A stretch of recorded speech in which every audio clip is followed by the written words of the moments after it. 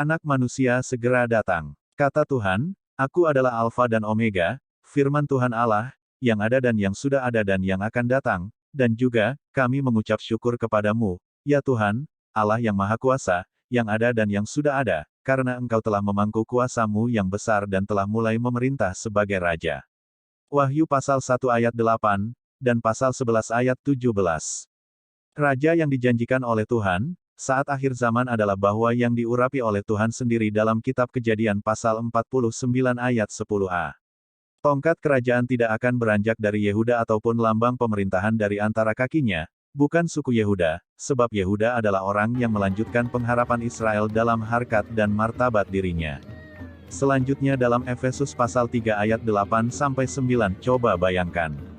Walaupun saya tidak pernah melakukan sesuatu yang dapat menjadikan saya layak menerima hak itu, dan walaupun saya orang bukan Kristen perdana Yahudi yang paling tidak berguna, namun sayalah yang dipilih untuk mengabarkan berita kesukaan kepada orang bukan Yahudi. Berita itu mengenai kekayaan yang tidak berkesudahan yang juga tersedia bagi orang bukan Yahudi yang hidup di dalam Kristus. Pada ayat yang ke-9, saya juga dipilih untuk menerangkan kepada setiap orang bahwa Allah adalah juga juru selamat orang bukan Yahudi, seperti yang dari dahulu sudah direncanakan secara rahasia oleh Dia yang menciptakan segala sesuatu. Yang miskin diangkatnya dari debu, yang hina diangkatnya dari lumpur, dan Ia memperlakukan mereka sebagai anak raja mendudukkan mereka di tempat kehormatan. Karena alas bumi adalah milik Tuhan dan Dialah yang menaruh dunia di atasnya. 1 Samuel pasal 2 ayat 8, dan lihatlah. Ia datang dengan dikelilingi awan, dan setiap mata akan melihat Dia yang, juga orang-orang yang telah menikam Dia. Dan pada waktu Ia datang, bangsa-bangsa akan meratap dalam kesedihan dan ketakutan. Ya, jadilah demikian. Amin. Wahyu pasal 1 ayat 7.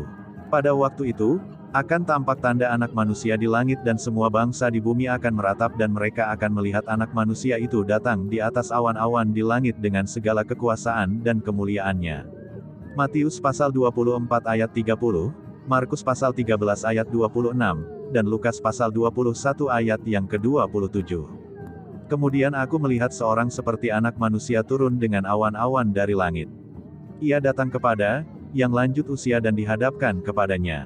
Daniel pasal 7 ayat 13 ingat penjelasan berikut, waspadalah terhadap pemimpin-pemimpin palsu dan mereka banyak sekali jumlahnya. Mereka tidak percaya bahwa Yesus Kristus datang ke dunia sebagai manusia dengan tubuh seperti tubuh kita. Orang-orang semacam itu menentang kebenaran dan melawan Kristus. 2 Yohanes pasal 1 ayat 7. Untuk mengetahui apakah berita itu dari Roh Kudus hendaklah kita bertanya, apakah ajaran itu benar-benar mengaku bahwa Yesus Kristus, Anak Allah, sungguh-sungguh menjadi manusia dengan tubuh jasmani. Jikalau demikian, maka berita itu berasal dari Allah. 1 Yohanes pasal 4 ayat 2. Nah, saudara seiman yang dikasihi oleh Tuhan, mari kita kembali dalam Daniel pasal 7 ayat 13. Tadi dikatakan bahwa, ia atau anak manusia datang kepada, yang lanjut usia dan dihadapkan kepadanya.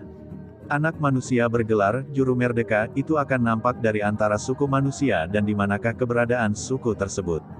Suku, Mee, atau suku manusia, adalah salah satu suku yang berasal dari Indonesia Timur, Provinsi Papua, terletak di daerah pegunungan Papua, 7.350 km dari permukaan laut. Arti kata Mee adalah manusia, sehingga suku Mee adalah suku manusia, sering disebut Sang Pencipta atau Tuhan Allah dengan bahasa Mee adalah Ugatame. Dan anak manusia disebut dengan bahasa Mee, berarti Meyoka, maka anak manusia Yesus Kristus bergelar Juru Selamat Manusia, dihadapkan kepada anak manusia bergelar Juru Merdeka, akan nampak dari antara suku Mee, terletak wilayah mulai dari Nabire, Kegata, sampai Makataka, Paniai, Papua. Repent before it's too late. Keiyam.